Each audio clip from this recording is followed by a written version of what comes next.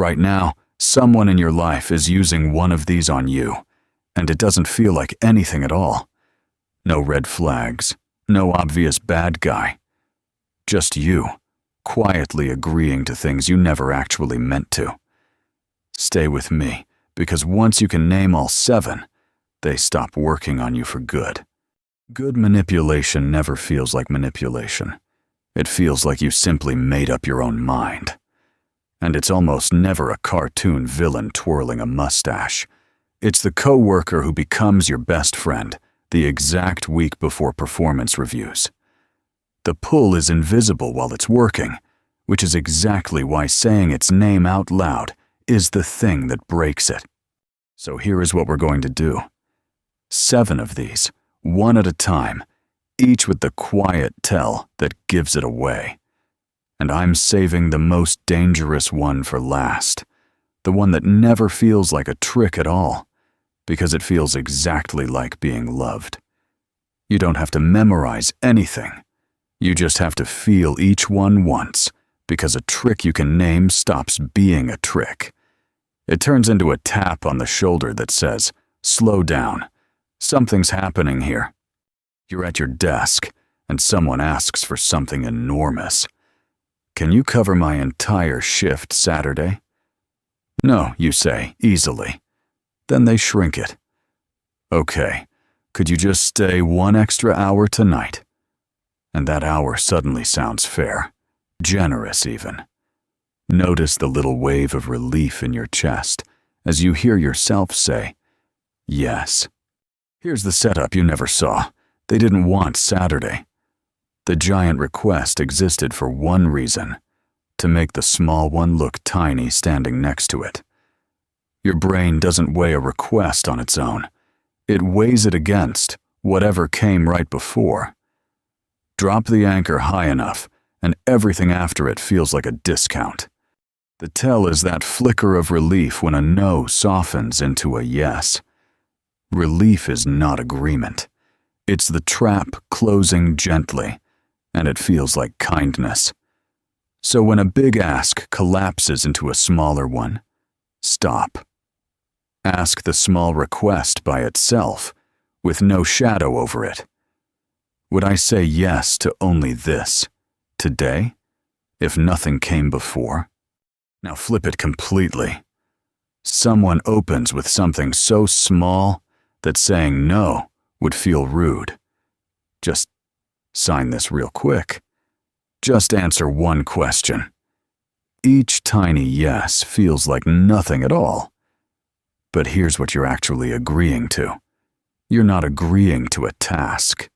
You're agreeing to become a person who agrees. Part of you aches to stay consistent with what you did 5 seconds ago.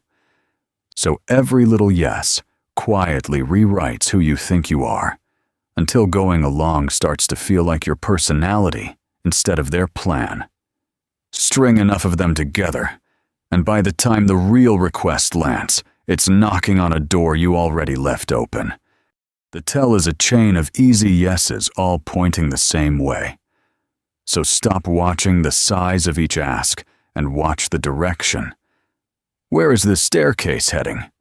You're allowed to be consistent with your own values. You are not required to be consistent with a stranger's momentum. And the next trick flips this one back around onto you. You finally gather the nerve to say it.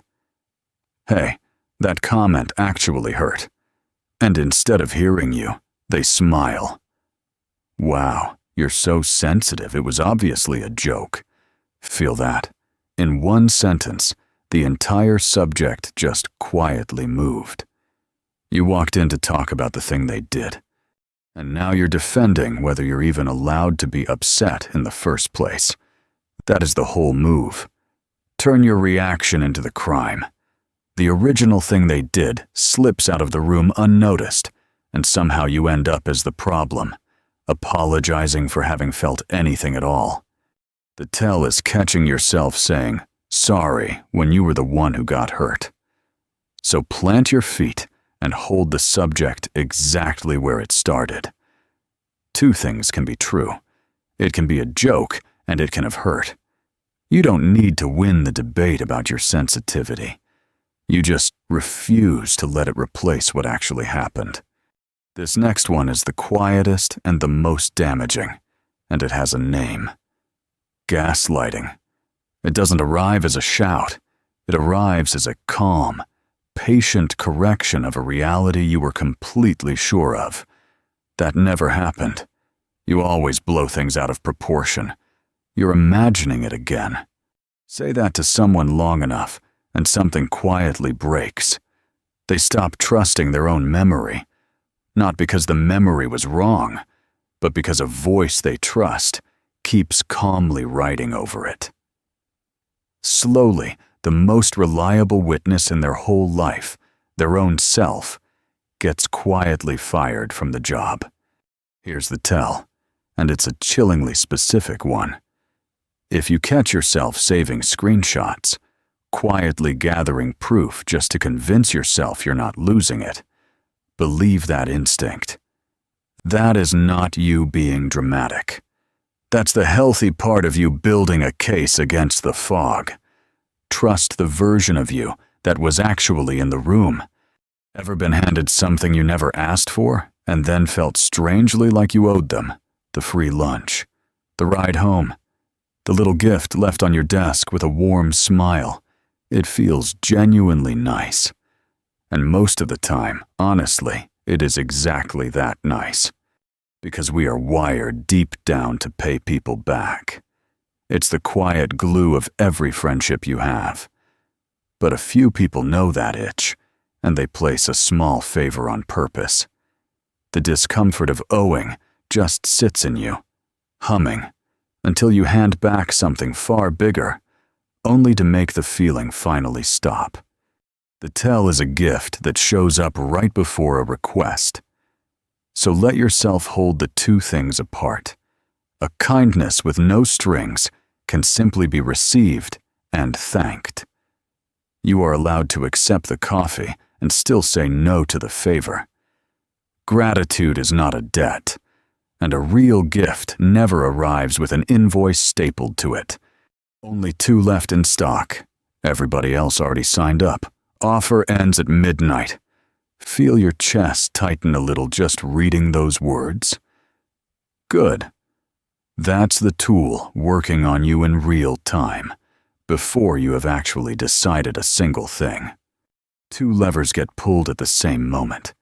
The fear of missing out, and the quiet pull to just do whatever the crowd is doing.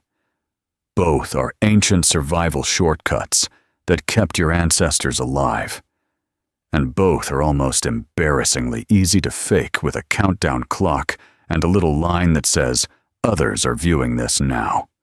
The tell is urgency that's loud, while the actual reason underneath stays thin.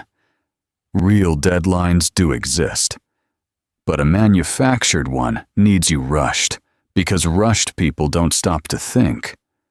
So slow down on purpose and say the reason out loud. If it doesn't hold up when spoken slowly, the pressure was the product, not the deal. The last one is the hardest to catch because it feels like the best thing that has ever happened to you. Non-stop compliments, total attention. You're unlike anyone I've ever met. And it comes way too much, way too fast, way too soon. That intensity isn't love. It's a deposit. They are stacking up a huge reserve of good feeling now, deliberately, so that later, when they suddenly pull it all away, you'll do almost anything to earn it back. The dizzy high at the start is quietly building the leash for later. The tell is a connection that skips every normal stage, instant, overwhelming, and strangely demanding of you already. So let real things move at the speed of real things. Warmth that is actually true never panics when you ask to take it slow. If affection starts to feel like pressure, it was never only affection.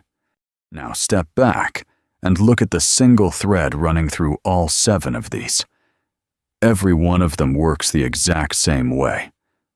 By rushing you. By spiking one feeling loud enough that you don't stop to think. guilt. Urgency, flattery, doubt. The specific trick barely even matters. The rush itself is the whole attack. So the defense is almost boringly simple. The moment you feel shoved to decide right this second, treat that pressure itself as the warning light. Then say 5 quiet words. Let me sleep on it. A real request will survive the night. A trick almost never does. That one pause is the entire game. So which of these have you actually felt? And did you catch it in the moment? Or only later, looking back? Tell me the one that got you. And subscribe if you want to keep getting harder to fool.